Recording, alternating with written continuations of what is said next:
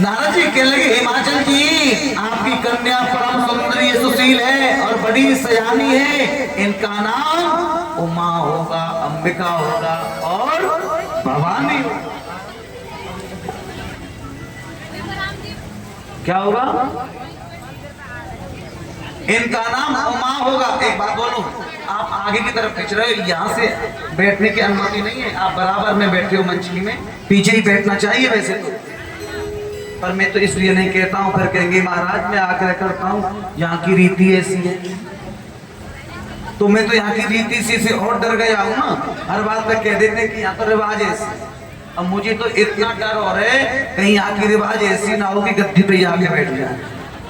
बैठ ली है गद्दी पे, गद्दी पे बैठ ली है महाराष्ट्री। अब कुछ कहता क्यों नहीं हूँ बाबा में, पीछे वाले सेठ की परवर वाले, पर मैं कहता क्यों नहीं हूँ कोई बात, कह देते कि यहाँ की रिवाज है। अब मुझे ये डर हो लगता है कि कहाँ का रिवाज है मां।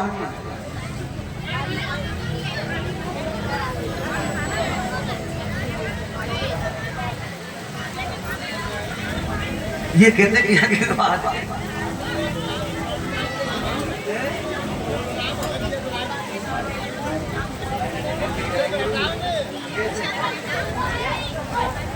भैया पंडित जी ये रिवाज है का यहाँ तक बैठने की, तो यार देखो कितनी जगह पड़ी है, कुछ व्यवस्था करो यार, मेरी समझ में नहीं आ रहा। तुम के कहाँ यार, तुम कितने लोग व्यवस्था पर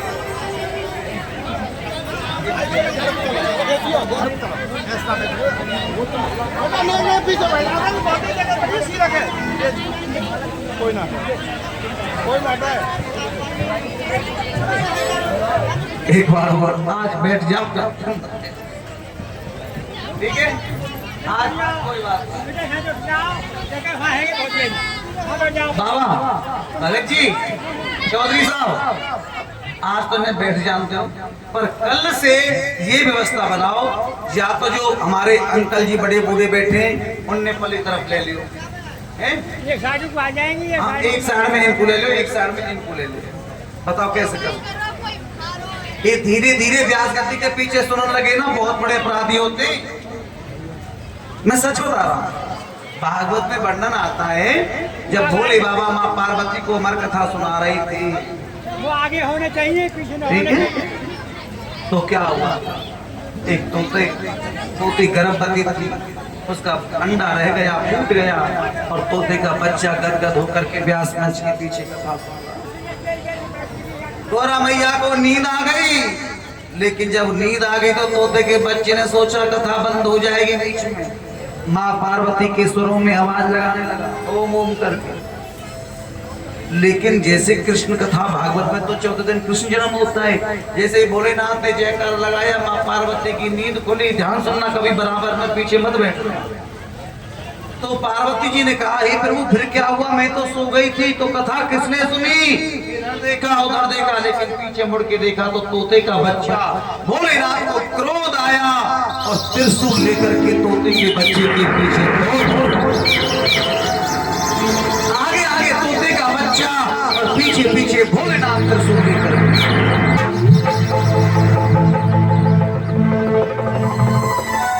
लेकिन तोते का बच्चा कैसे बच गया? वेद व्यास की पत्नी थी विटका देवी, उसी समय वो विटका ने अपने सिर को धोया था सांसारिक रूप से निर्वत होकर के, और छत पर अपने केसों को सुखा रही थी, तो मुंह खुला। तोते के बच्चे ने देखा कोई साधन नहीं है बचने के लिए, तो विटका देवी के मुंह के द्वारा उनके गर्भ में चला गया।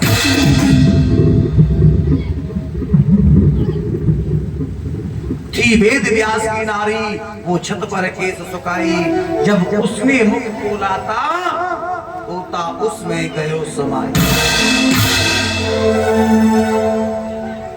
भोले बाबा लौट करके आए और पार्वती जी कहने लगी महाराज तुम तो कह रहे थे जो अमर कथा सुन लेता है वो कभी जीवन में जन्म नहीं लेता, मरता नहीं, फिर कैसे मार दोगे? कहने लगे देवी मुझे कोई आपत्ति नहीं है अगर ये सामने से बैठ के सुनती, लेकिन परेशानी क्या है, ये अपराध का भागी क्यों है? इन्होंने व्यास मंच के पीछे बैठ के कथा सुनी। जीवन में याद रखना, कभी भी कोई कथा में जाए सुनने के लिए तो बराबर भी और पीछे कभी मत बैठना। एक बार प्रेम से बोलो राधे राधे।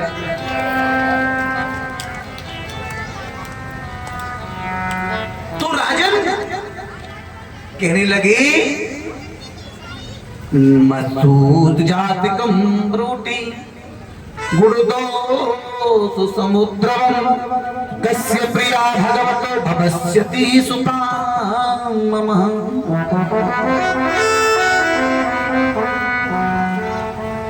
कह लगे महाराज हिमाचल जी, आपकी कन्या सुंदर सुशील और बड़ी सयानी है, इनका नाम मैं उमा और अंबिका रखता हूं, भवानी रखता हूं।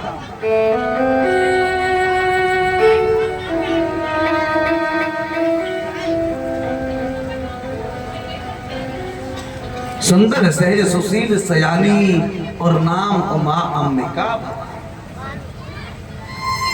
सुंदर सहज सुशील सयानी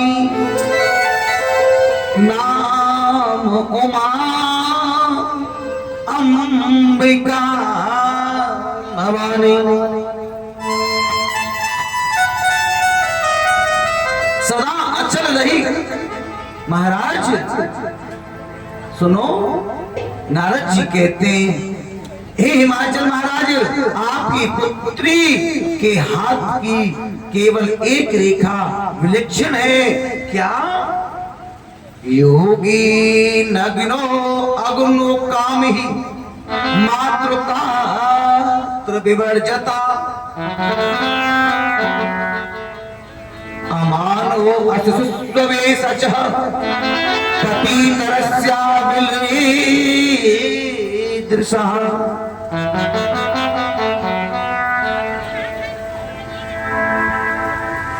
कहने लगे, अगुण अमाद मातु पितुहीना और उदासीन सहो संशय छीना।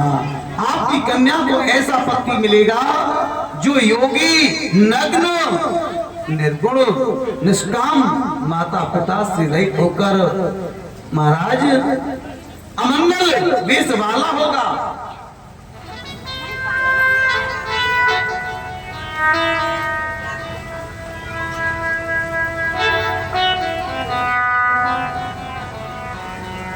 हिमाचल कहने लगे, महाराज कोई उपाय बताओ ना। नारद जी कहते हैं, कर रेखा ब्रह्मलिंग मुसा भवती ध्रुवम। महाराज हाथ की रेखा ब्रह्मा है, वह झूठी नहीं हो सकती। फिर भी मैं एक उपाय बताता हूँ।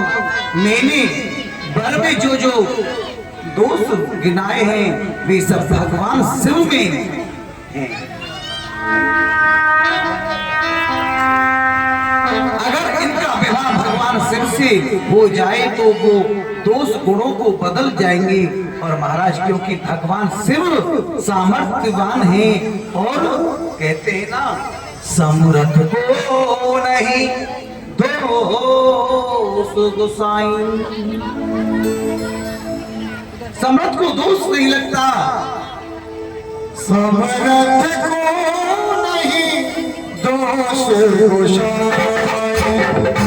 समर्थ को नहीं दोष गोसाई। समर्थ को नहीं दोष गोसाई। समर्थ को नहीं दोष गोसाई।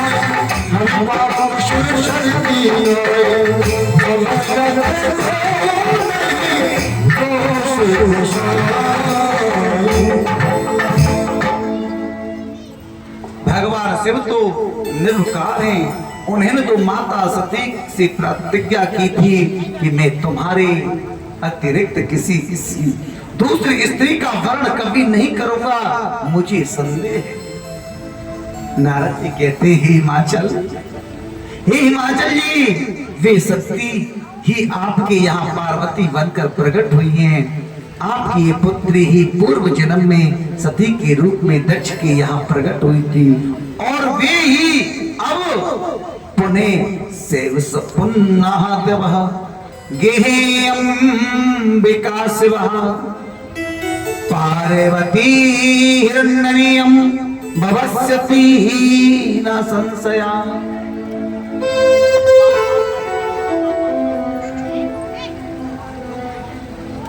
नारद जी इस प्रकार कहकर वहां से चले गए। मीना जी ने एकांत पाकर हिमाचल जी से कहा, महाराज हमें नारद जी के वचन समझ में नहीं आए। मैं तो कहती हूं, मैं तो यहां पर कहती हूं महाराज, जो घर भरो